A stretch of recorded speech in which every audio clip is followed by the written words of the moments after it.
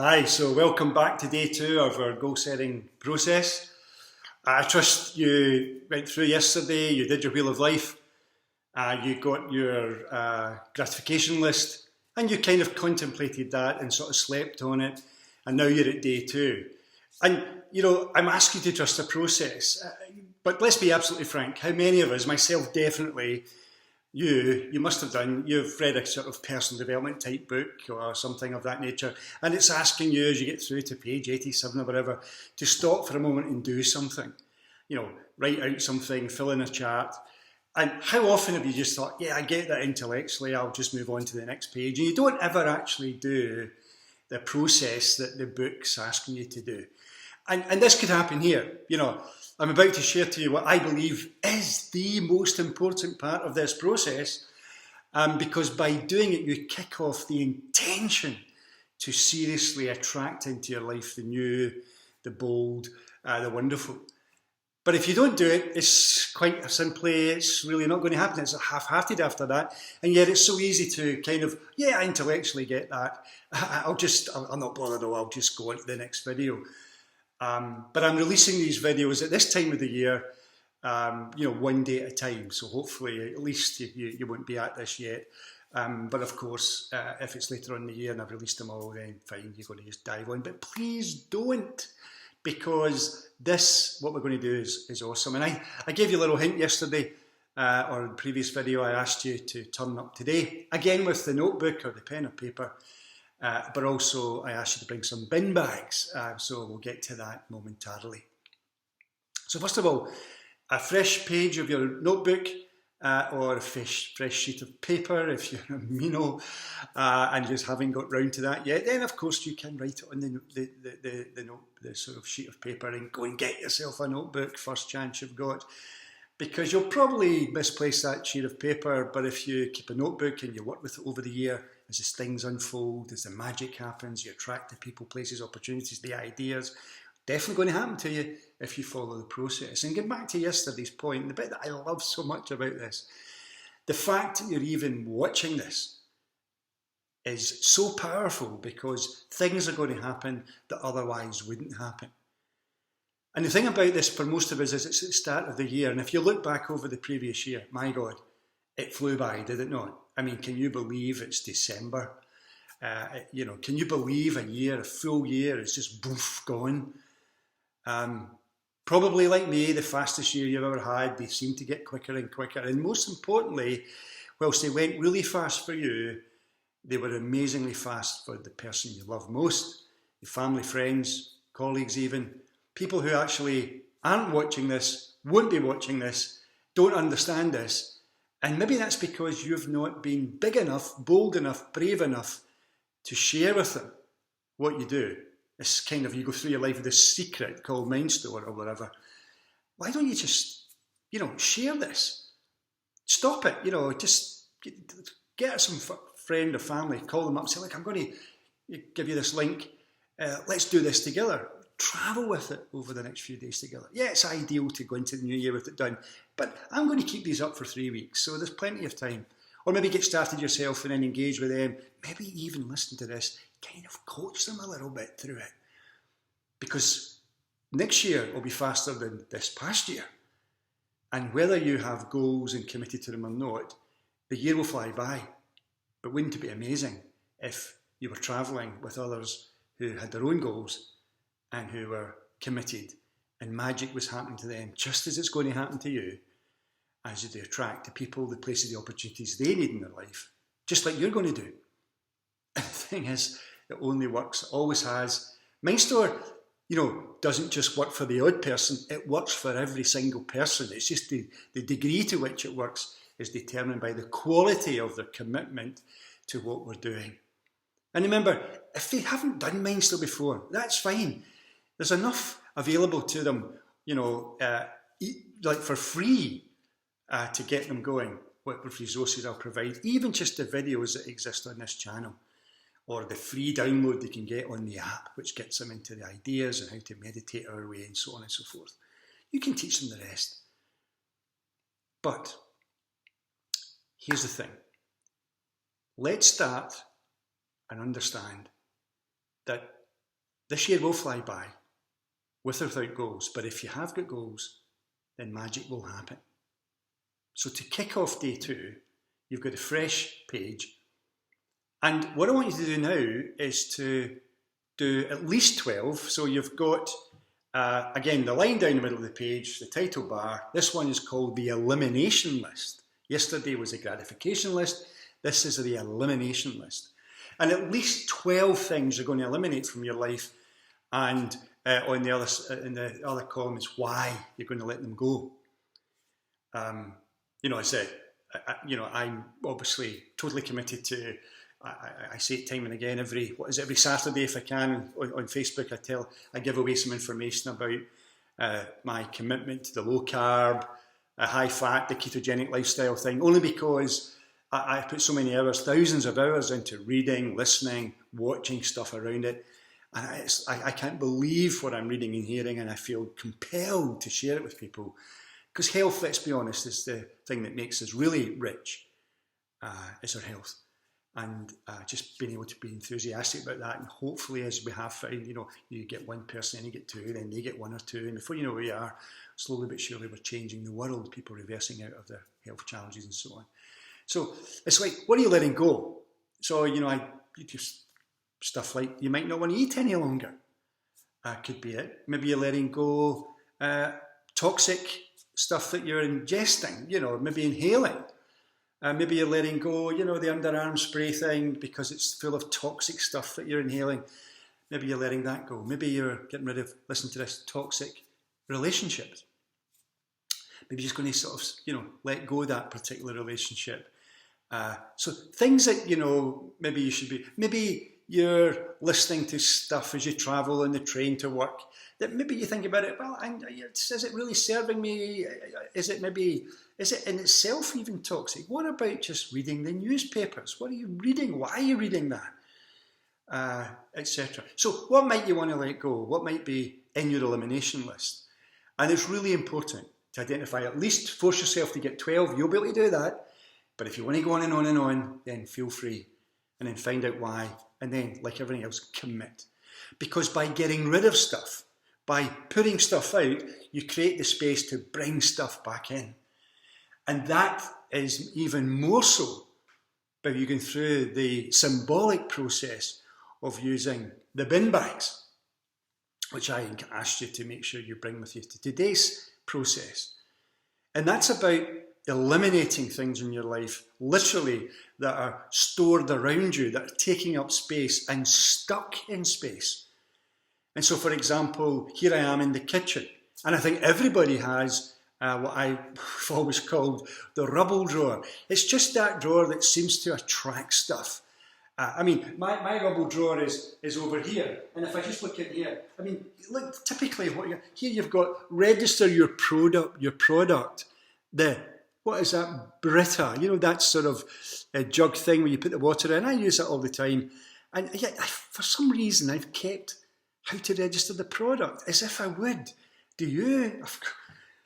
Kind of living in the instant society. I suspect if it runs out, not in terms of the little cartridge, but if it finally needs a new one, well, I'm just going to go and get a new one. So there you go, typical, yeah. What's in the rubble drawer that could be doing with sort of being eliminated? Because that rubble drawer has got stuff in it like that, stuff I don't need. And as long as it's in there, it's filling up that drawer. Now listen to this. If I can't get all that stuff out, there's no space for new rubble. So I don't attract new rubble. Think about that.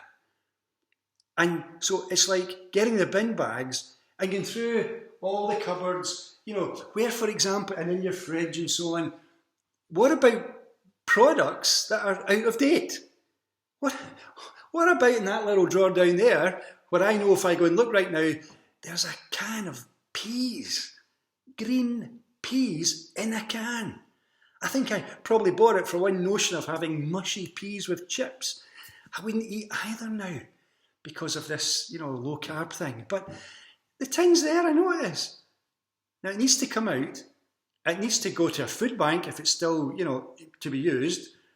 Or, and wouldn't it be amazing if we get food banks not to be eating that nonsense, but that's another argument. But nevertheless, get it down there to the food bank or dispose of it if its time's up.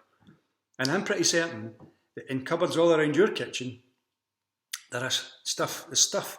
I know if I go down low and I get really in the back, I'm going to find organic spelt flour that I used to kind of, when I was struggling with and I have always struggled with the gluten thing, as in fact as everybody else apparently to some degree or other, but I certainly was. Then for a while when I was feeling strong, I could get spelt and, make a spelt loaf or a base for a pizza or something. And I know it's there. It's got to go. Okay? And not because I'm ketogenic, but it'll be out of date. It's just at the back of the cupboard. But if it's at the back of the cupboard, nothing else can get to the back of the cupboard. So this is why we need the bin bags. Not just for the foodstuffs. Maybe that old broken plate that's at the back of that other drawer where I keep all the plates. Just chip one. Yeah, it was a nice oak, but it's got a little chip in it and I just like it because it takes me back somewhere. Why not get rid of it and create space for, listen to this, a new plate? And that's just in the kitchen. What about above us in if you've got one, the loft? Oh my God, the loft. Full of the past, weighing you down. Listen to this, perhaps oppressing you, putting you under pressure. The past, up there in that loft. Stuff that you're never, ever, ever really going to use again. If you didn't use it last year, 18 months, 2 years ago, do you think you're going to use it this year? No chance. You're not going to use it. And so I would urge you to get up into that loft. You'll probably need more than one bin bag. Strong ones, I suspect, to get it down through the hatch or come down the stairs or whatever. The loft is the place where a lot of stuff is put up there, some notion that you're going to use it again. The thing is, if you empty it, you will refill it again. You'll be creating space for the future to come. And then if you've got one like I have, you've got the garage. My God, what's in the garage? I've moved house lots of times. I've been through this process and still I know there are things that I kept because, well, maybe one day I'll record that, the old notes I've got of some idea I had for a meditation or a course or a little workshop. I've got them out there. But did I do it this year? Did I do it last year? Am I going to have space this coming year with the passion I've got for my own new future? Probably not. Probably not. And I know for a fact I've got out there, I've got one of those strimmer things for the garden. And to be honest, I don't know what's happened, but I've misplaced the battery. Am I going to get a new one? Am I going to? No. So it's off to the dump I go. Off to the council sort of refuge tip thing and get it in there. Maybe somebody can make use of it. And when you can, of course, give stuff to charity, when you can, of course, give it to one of these websites so they'll come and take it off you, then for God's sake, do that. Let someone else get the use of something that's no longer serving you. So in your garage, and especially in those little nooks and crannies and in those kind of drawers where you keep your tools and at the bottom of your toolkit or your box where you keep your... I'm bound to have, listen to this, panel pens. Probably hundreds of them that fell out of a packet somewhere and are just lying there. Never going to use them. Okay, I could keep 5, I could keep 10. I might use them over the course of the rest of my life. Unbelievable. And what about that? What about that tape stuff? For electrical goods. Your little wiresy thing. I've got tons of it. Again, just keep 3, red, green, blue, whatever it is, and that's it. I don't need lots of it. And so on. And then, of course, the big place. The big place. The bedroom. The wardrobes. The chest of drawers.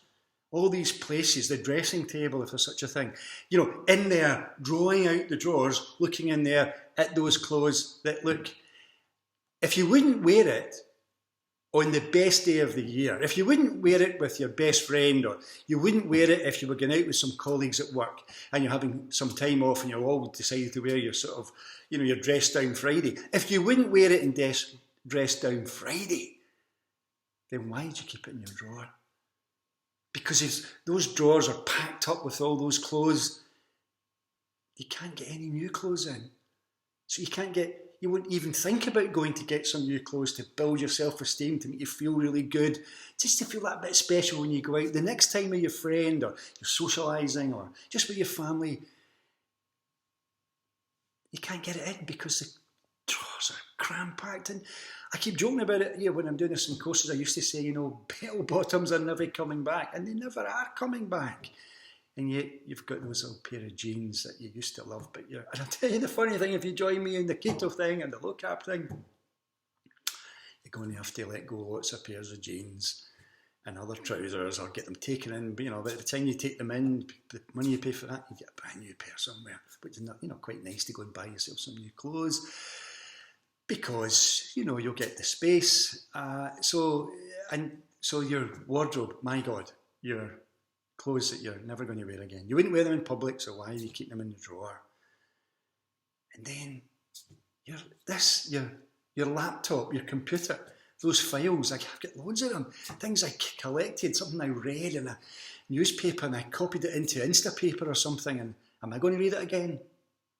No. I used to, when I was into sailing all those years ago, I used to get all the sailing magazines. I get every one of them. There was like 3 major ones. I get them every month, and I had them all nicely piled up. But did I ever go back and read any of them? Not even one of them. Just took space up in some groaning shelf somewhere. You create space, you create vacuum. And the vacuum suck in energy. By creating space all around you, you allow the universe to find that vacuum, and then it to open and suck in the future, suck in more stuff that a year from now, 2 years from now, you'll give away again, to suck in more, to create this flow. But if it's all blocked up and there's no room there's no space in your iPad and no space in your phone because you've got all this stuff, wow. And what about those, and I need to do it, what about those phone numbers on your phone? Somebody that gave you your number 5 years ago or 10 years ago, and you see that and you don't even remember who they were. Get rid of them. If they need to find you, they'll find you.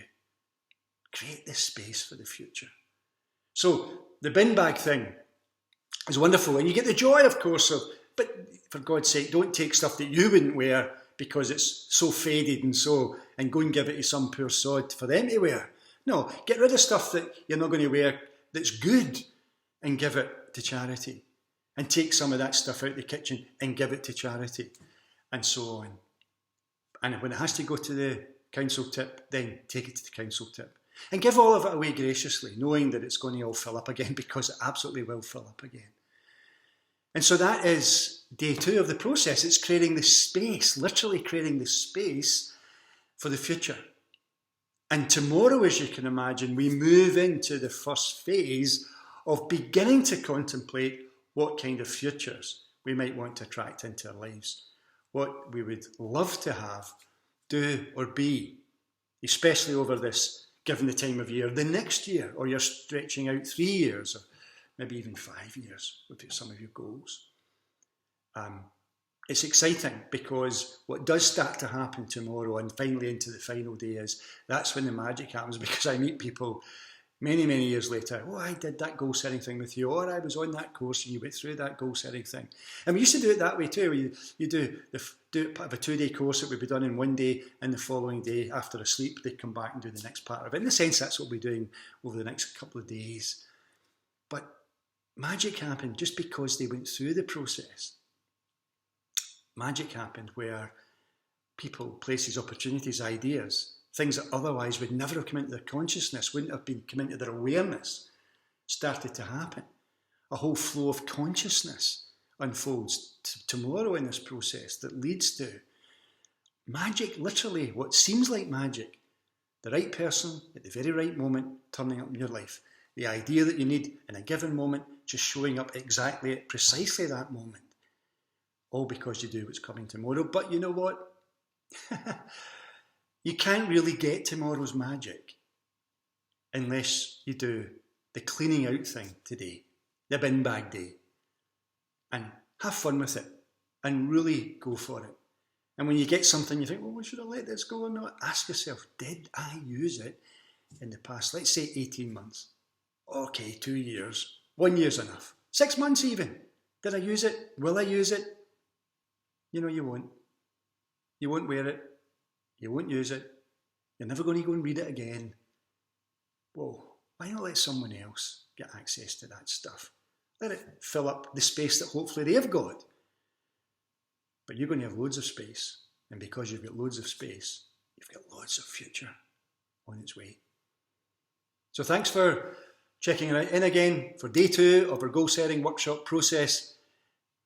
Looking forward to tomorrow. It really does begin to change things. But remember, you've got to do today's work first. Looking forward to catch you tomorrow. All the best now. Thanks for watching. Bye.